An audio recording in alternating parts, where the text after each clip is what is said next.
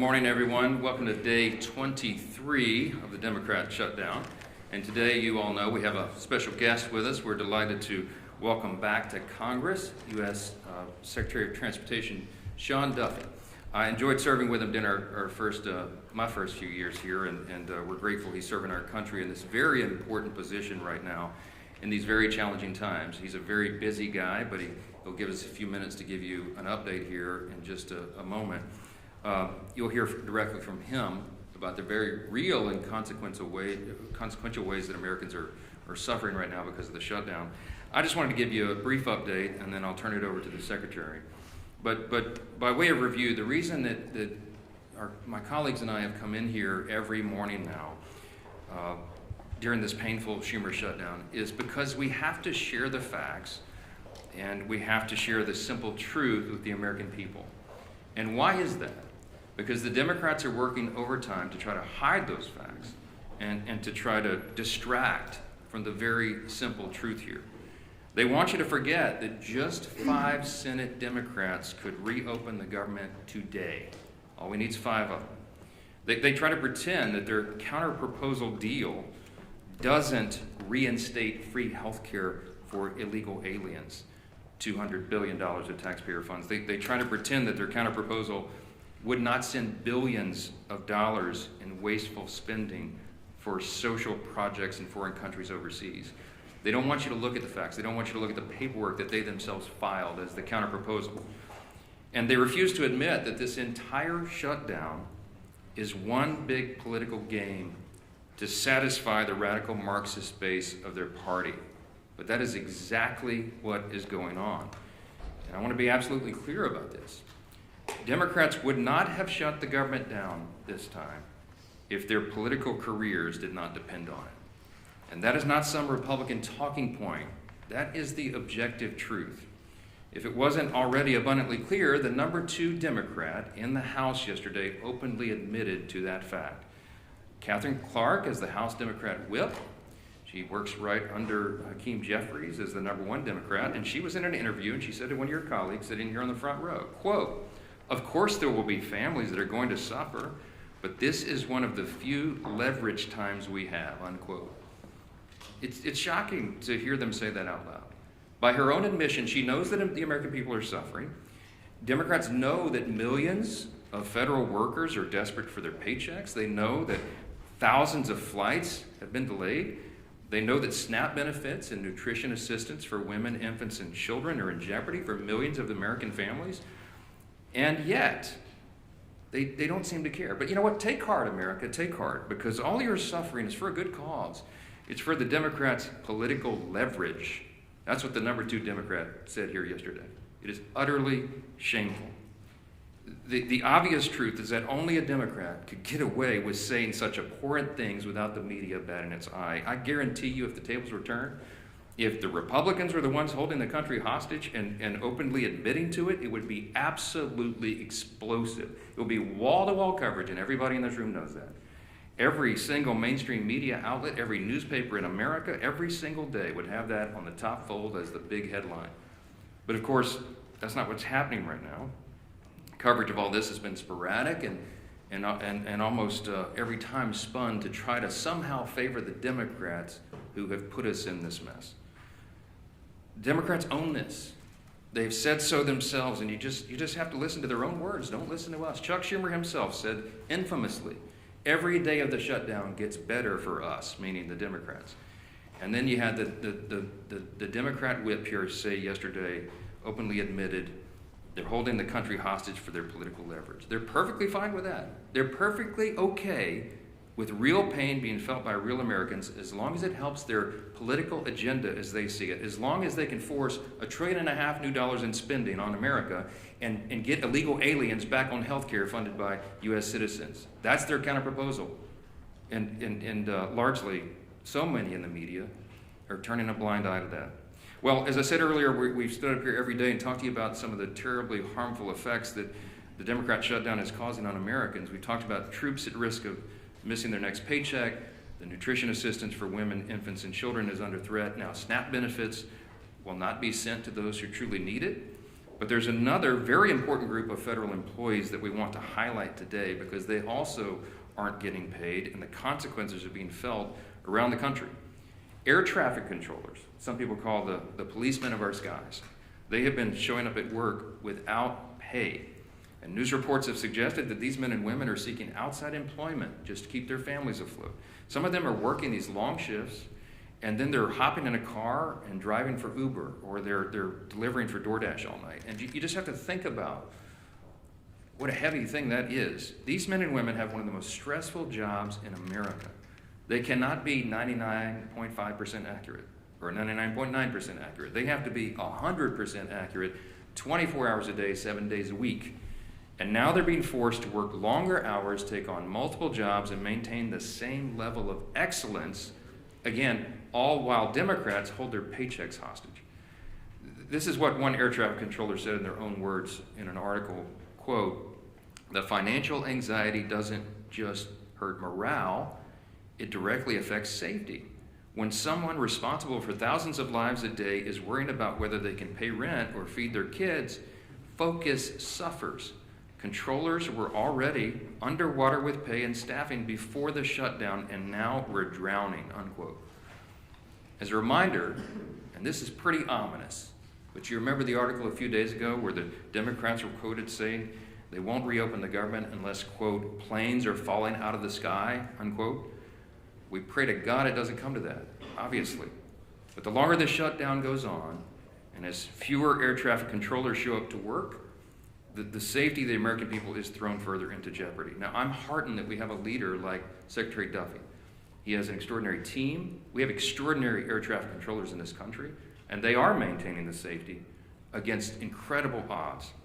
But right now, there are 13,000 air traffic controllers and more than 50,000 TSA officers who are showing up to work without pay. Our Secretary Duffy's doing a great job to triage this. But he noted that normally just 5% of flight delays are the result of staffing shortages. Right now, that number, at least 2 days ago, was 53%. According to online flight tracking databases, there were 19,000 delayed flights from Saturday to Monday, and an additional 1,600 canceled flights during that same period. That number is only going to increase as the Democrat shutdown continues, especially as air traffic controllers are set to miss another paycheck on October 28th. We are rounding into a holiday season, as we all know, and we're in the middle of the height of the football season. This is peak travel time for the U.S. Hundreds of thousands of Americans are going to travel to football games this weekend, for example. And if the current trajectory continues, many Americans could miss watching their favorite teams and reconnecting with friends and family. So football fans, hey, if you're stuck in the airport this weekend while your favorite team is about to kick off, you can blame the Democrats for that, all right? They own this shutdown and they own the consequences too. So now here to share this firsthand perspective, some of the ways the shutdown is stretching thin American air travel and all of our air infrastructure is our extraordinary Secretary Sean Duffy. And then after he speaks, you will hear from the chairman of Transportation and Infrastructure, our committee here in the House, our good friend Sam Graves. Mr. Secretary, thank you so much for your time. Thank you, Mr. Speaker. First off, I want to thank the Republican leadership team and Republicans in the House for your votes to keep the government open, keep the government funded. Usually this is a House problem. It's in the Senate right now. The Senate can't find the votes to keep the government open, and it's Democrat votes. And I thought you made a really good point, Mr. Speaker, that I do think in the Democrat senators' hearts, they want to vote to open the government up. They don't want to hurt the American people.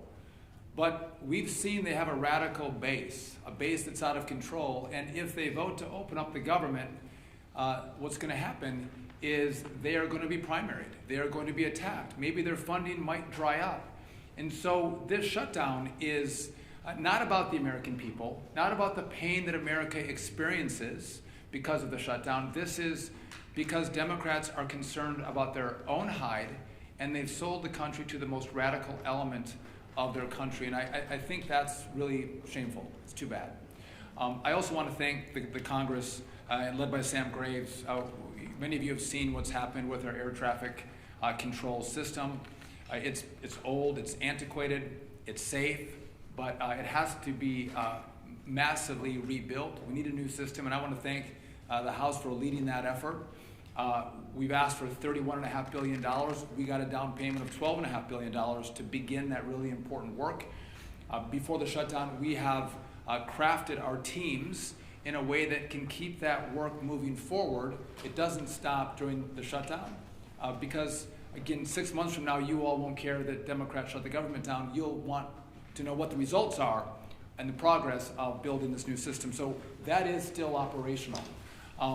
But I do want to talk about air traffic controllers for a moment because I think this is incredibly important. They're angry. I've gone to a number of different towers over the course of the last week to 10 days. They're frustrated. They're frustrated that the Congress is focused, at least in the Senate, on paying for health care benefits for illegals as opposed to paying their paychecks for the great work that they provide to the American people. That makes them angry. You've seen, as the speaker mentioned, across the national airspace, we see there's certain centers or TRACONs or towers where we'll see a lower staffing. When we have lower staffing, what happens is you'll see delays or cancellations. But it's not one tower, it's not one TRACON, it's not one center, it's maybe one center one day, it's a TRACON another day, it's kind of moving throughout the national airspace. But it's causing disruptions. So a week ago, last Tuesday, air traffic controllers got 90% of their pay because that paycheck came from most of it for the work they did in September. So they got most of the money. Next Tuesday is the first paycheck that they will not receive for the work that they did in October. And to the speaker's point, we have air traffic controllers who work more than 5 days a week. They work 6 days a week to make sure they can cover air travel throughout the country. And so if you have a controller that's working 6 days a week, but has to think about how am I going to pay the mortgage, how am I going to make the car payment, how am I going to put food on my kid's table, they have to make choices. And the choices they're making is to take a second job. Well, I don't want my air traffic controllers to take a second job. I want them to do one job. I don't want them delivering for DoorDash. I don't want them driving Uber. I want them coming to their facilities and controlling the airspace. But they're having to make decisions about how they spend their time to make sure they put food on their table, feed their kids, and support their family members. I want to make one other point really clear. Some have asked about safety, or you maybe ask me if I'll let you give me some questions. Safety is paramount for us. And so if we don't have the staffing levels in a tower, TRACON, or center, you will see us delay traffic. You will see us cancel flights. Because I want you to get to where you're going. I want America to get to their destination and get there safely. And it's not moving as many flights as possible. It's moving as many flights as possible safely. That is our mission. That is our number one goal. And if we can't do that, you'll see the flights come down. You will see the delays and you'll see the cancellations. One other problem that I want to address that we're seeing now in the shutdown, you've seen that we don't have enough air traffic controllers. We're 2,000 or 3,000 air traffic controllers short. And so what I've done is I've developed a plan to supercharge air traffic controllers into our system. The president said, bring in the best and the brightest, young men and women to work in this space, which is what we've done. We've shortened the timeline from testing to get into to our facility where we train our air traffic controllers in Oklahoma City. Shorten the timeline. Get the best and the brightest. The highest test scores come in first. And that's what we've done. It's going to be a multi-year process to make up the shortfall that we have in the system. But I'm getting word now from Oklahoma City where I have young air traffic controller students who are now telling me, what the hell am I doing? Why am I going to take this job? They're thinking about leaving the academy, smart young men and women, because they don't want to work for a system that won't pay them, that doesn't guarantee them a paycheck. And their paychecks are at risk. We pay those controllers as they go through the academy. We don't pay them a lot of money either. They rely on that. And when that money doesn't come, it creates not just disruptions for when Democrats in the Senate decide to forego the crazy left and actually fight for America. That's problems that ricochet in the months and the years to come.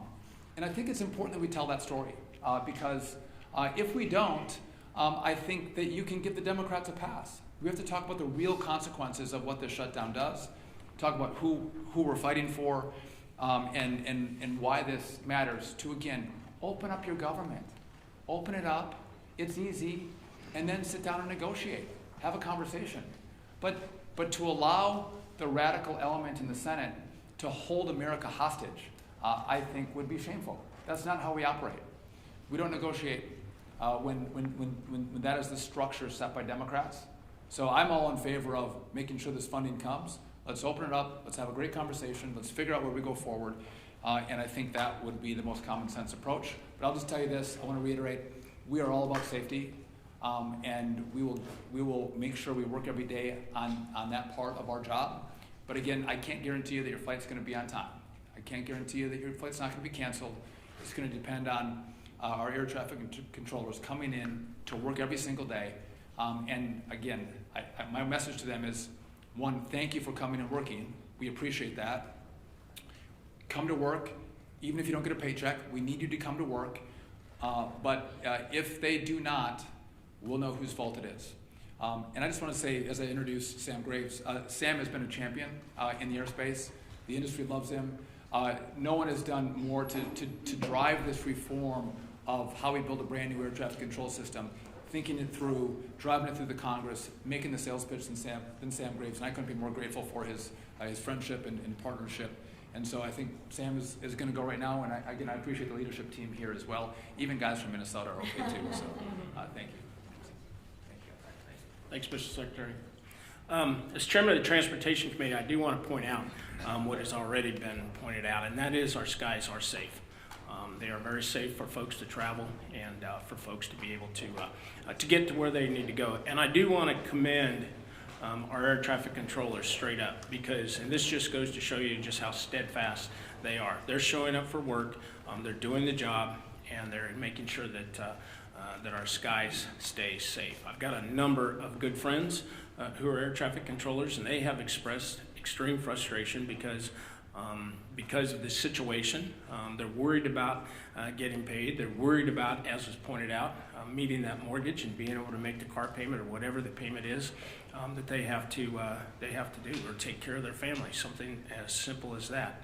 I do want to commend the Secretary and the President for filling all of the open seats at the Academy in Oklahoma City. They hit their quota of 2,000 new air traffic control students that are learning, and I want to commend them on increasing the pay for students going to the Academy. It's needed, and it's also needed to be able to attract the best and the brightest that are out there. As the Speaker pointed out, this is political gamesmanship on Senator Schumer's part, and it's unfortunate that he's weaponizing the air traffic controllers and he's weaponizing families as we go into the holiday season when it comes to those delays that will ultimately probably happen and the cancellations that are probably going to happen. And as the Secretary pointed out, we need to remember who it is that is causing this and why they are causing this. This is political games. All we need to do is pass the clean CR so we can move forward and then talk about these things that need to be talked about. So, thank you. Mr. Leader.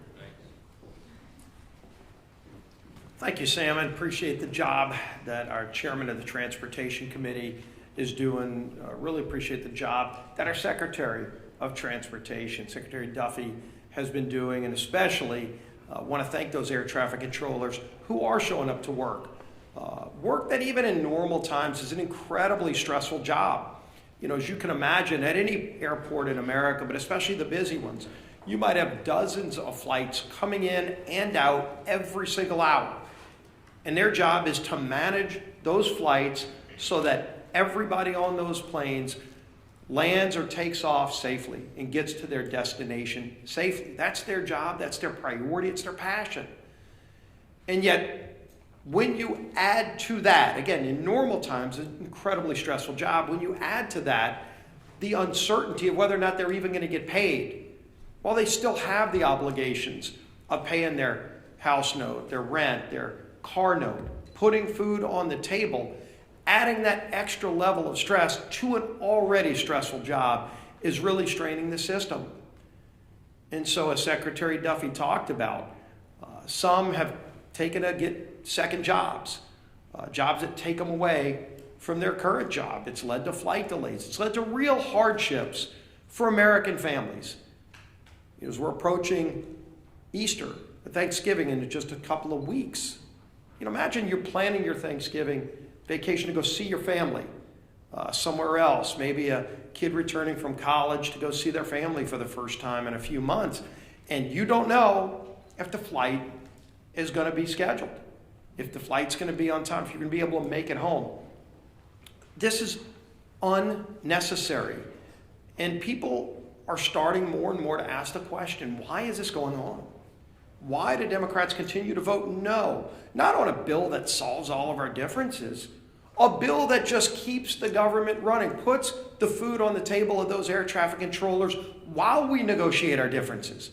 That's all we're talking about, a clean CR, a bill that just lets us keep the government running while we still negotiate the big differences we have.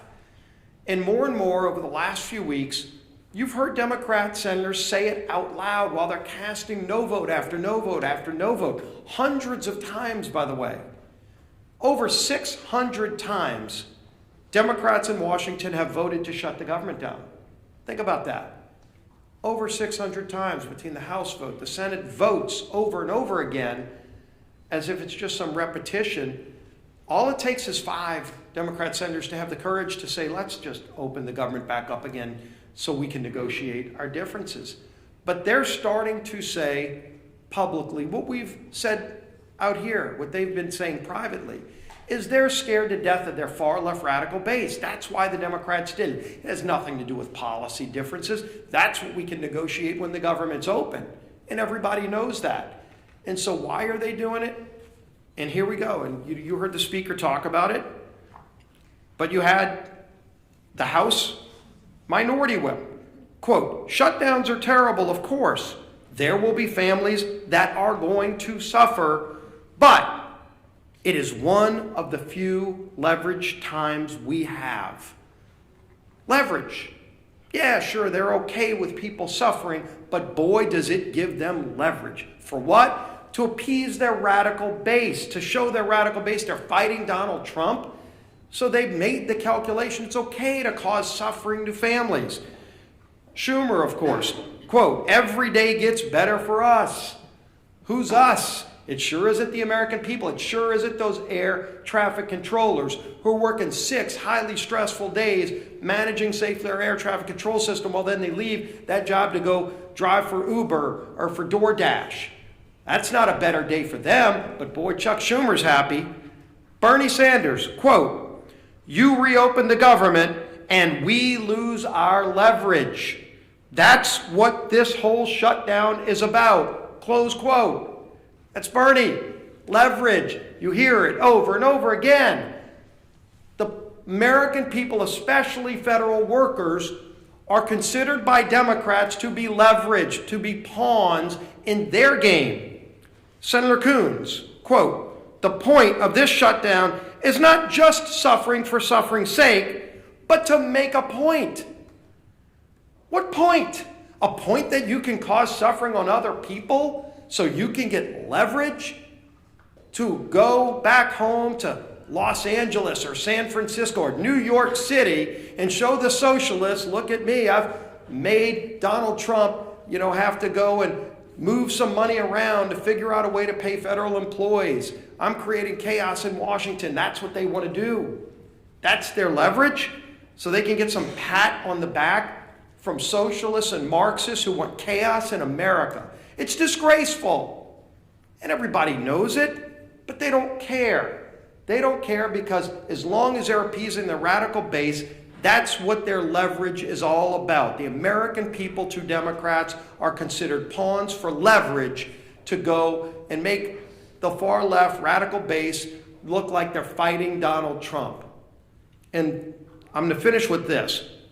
Air traffic controllers, again, as Secretary Duffy, as Chairman Graves have talked about. Right now, 13,000 air traffic controllers are working without pay. 13,000.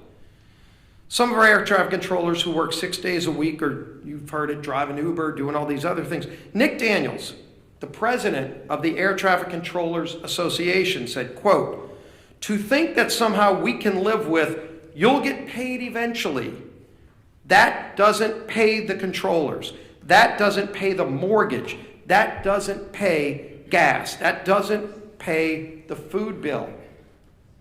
That's the burden. That's the burden those 13,000 air traffic controllers, whose job every day is to keep us safe when we fly on airplanes, is. And why do they have that extra stress? Why do they have that extra burden? So that Senate Democrats can feel like they've got leverage over who, over what, to what end. This is madness. There is no end for them. They just think this is some kind of game, and the American people are pawns in that game. It's got to end. Our whip, Tom Emmer.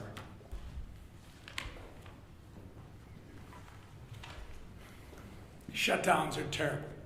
Of course, there will be families that are going to suffer. We take that responsibility seriously.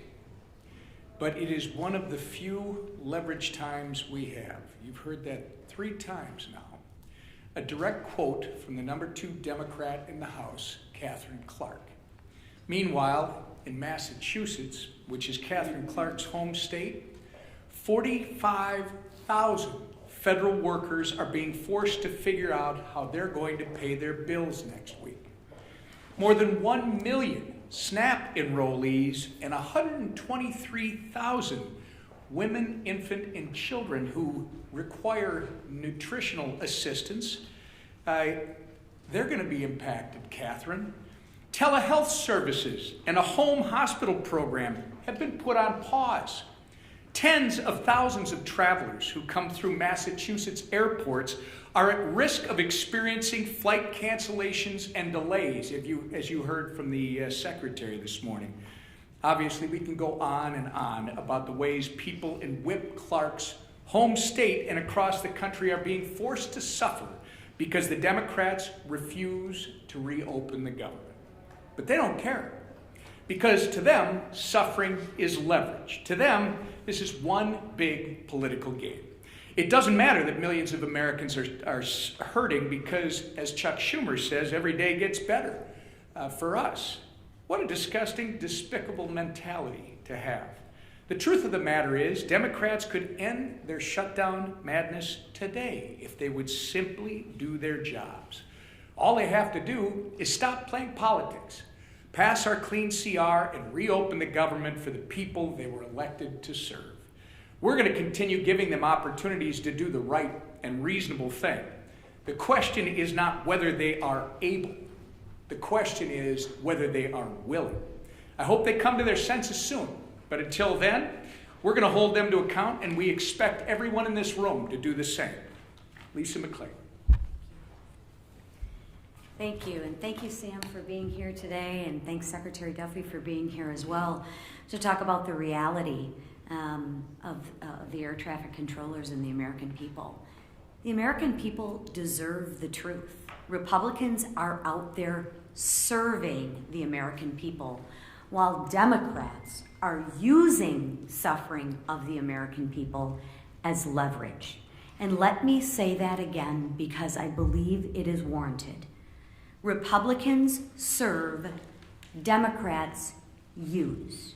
And you don't have to take my word for it. I know you've heard it, but I need to say it again because I was on a news station this morning, and when they played Catherine Clark's comments, they're like, the question to me was, why are Republicans so upset about it? Like, why are Republicans upset about it? Everybody should be upset about it. I mean, this is what she said, the second highest ranking Democrat in Congress. This is what she said yesterday. Congresswoman Clark admitted, and I quote, "Of course there will be families that are going to suffer, but it's one of the few leverage times we have." Let that sink in for one moment. They are admitting, she is admitting, yes, American families are going to suffer, but we got to use you as leverage. Let that sink in. Does that not outrage anybody? I'll tell you who it does outrage: the American families that are actually suffering. So let me share this with you. And what I need you to ask them is, what are they suffering for? So what are the Democrats using the American people's suffering for? What leverage are they using that for? Well, let me tell you. To push their $1.5 trillion in wasteful spending, to fund health care for illegals, the Democrats think it's right for the American people to suffer so that we can deliver Sesame Street to Iraq. Sesame Street in Iraq? Democrats, Catherine, she thinks that's all right to have the American people suffer for that. Someone connect those dots for me. I mean, seriously. I hope to God you are asking her why. Because the questions that I get is, why do you think that's bad? Are you kidding me? I mean, we have lost our minds. They've lost their minds. It's disgusting and it's insulting, right? They want to bankroll LGBTQ propaganda in South America on the backs of Americans suffering. Again, let that one sink in. And you know what? That does make me angry. It does make me angry. And it should make all of you angry too. Democrats are squeezing working families just to bankroll their pet projects. Good job of leveraging suffering on the American family. Meanwhile, Republicans are doing what we always do. We're rolling up our sleeves and we're doing the work. Let me give you some examples. Congressman Zach Nunn met with rural health care providers and first responders, right? Remember, the Democrats are the ones that want to repeal that $50 billion for rural health care, right? They talk out of both sides of the mouth. So concerned about health care, but let's repeal the $50 billion back. Okay. Congressman Bilirakis met with troops working without pay and veterans struggling to access services. Dozens of Republicans are back home cleaning up parks, volunteering at food banks, and helping struggling families. The contrast couldn't be more clear. Democrats see suffering as leverage. Republicans see it as a call to serve. So here's my message to Democrats. Stop holding the American people hostage. Stop being okay with Americans' families suffering.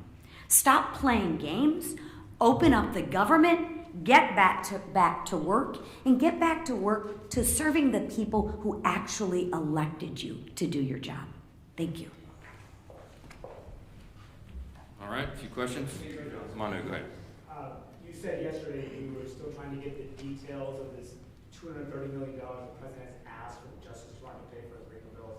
Now that you've had some time perhaps to get the details, are you okay with taxpayers potentially being on the hook for that kind of money? I'm not trying to dodge the question. I haven't had time to get the details, okay? It's still on my list, things to do list. Yesterday was almost literally a 21-hour workday. Yes, sir, back row. There's legislation in the Senate to pay air traffic controllers during the shutdown. If that does pass in the Senate, would you bring the House back to vote on that? And then, absent congressional action, would you work with the White House to find a way to pay air traffic controllers during the shutdown? And where would you pull that money from? Well, let me answer the questions in reverse order. We did work with the White House to get air traffic controllers paid. It's called the Clean CR. We passed it in the House September 19th. By my count, it's 33 days ago. It's been Sean Duffy just said that air traffic controllers are going to miss a paycheck. Yes. They're trying to find, the White House has bent over backwards to mitigate the harms to the American people. We got WIC funded by bootstrapping a 1930s era statute regarding tariff revenue. He found unobligated funds in the R&D accounts at DOD to get the troops paid in the middle of October. But we're running out of resources. They're running out of creative ideas, and there is not an existing pot of money that could cover the air traffic controllers' salaries right now. And so that is why we have to get the government reopened. Again, every Republican has voted repeatedly to do that very thing, to pay everyone and make all this madness stop. And the Democrats have now voted 13 times to keep the government closed. With regard to your first question, there will be a measure on the Senate floor today that Leader Thune and the Republicans are desperately trying to make sure that all these people are covered. They want all essential workers in all these categories to actually get their paycheck, even if the Democrats keep the government shut down. We are told that the Democrats have vowed to vote no on that measure. So they will not vote today. That's what we understand to be the case. They will vote against restoring paychecks to troops, Border Patrol agents, air traffic controllers, TSA agents, and all the rest. And it's unconscionable to us, but again, it's another step in their political game as they're using all of these people, hardworking Americans and their families, as leverage for their political purposes to cover their own tails with the radical left. Chad. If it's so important to pay the air traffic controllers, you said you want to see what happens. Why wouldn't you commit right now and say, we're going to have the House back in session, we're going to vote?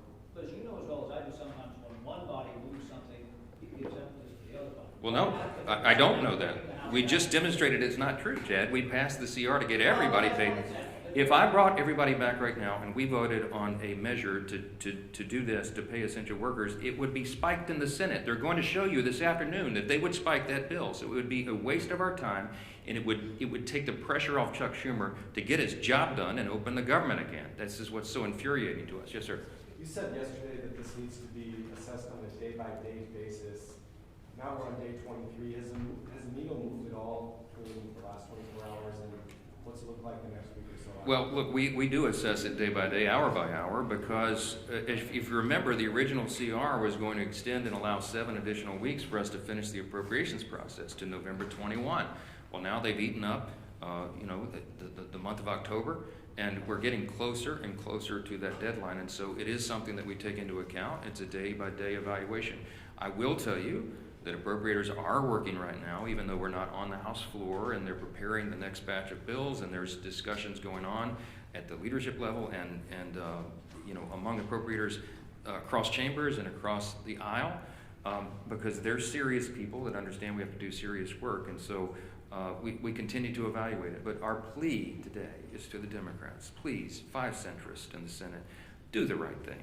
You know what the right thing is. Play the tape. You can find a floor speech or media interview with every single Democrat in the Senate. Every single one of them have given impassioned speeches. We could come up here in lieu of a press conference and show you their own words where they say that this should never happen, that it would be harmful to the country and harmful to people, and now they're saying they don't care. They know better. They know in their hearts this is wrong, and we're asking them to stop it. Back row. Last question. Speaker Johnson, Louisiana and a lot of other states have warned SNAP recipients they won't get benefits next month. Reportedly, Senate Republicans are considering a bill standalone on that. If they did pass it, would you be open to doing so here? If the Senate passes the bill, then the House will address that. I've talked to my Governor Jeff Landry in Louisiana, who greatly laments. We have lots of SNAP recipients in our state, as we do in many others. And you're talking about, I think it's 42 or 43 million Americans rely upon that vital service. And it's unconscionable that they would be held at bay and held as leverage on this. That's the pain that Chad Perkham asked Whip Clark yesterday, the pain that American families would suffer. And she said, yeah, it's regrettable, but hey, this is our time of leverage. We just let their own words speak for themselves. We're not for that. The Democrats are. I'll leave you with this thought. Republicans have now voted 13 times to open your government. The Democrats have voted 13 times to close it. The Democrats own this shutdown and all these horrible consequences, and you need to remind them of that. Thank you. Appropriations bills, Speaker Johnson.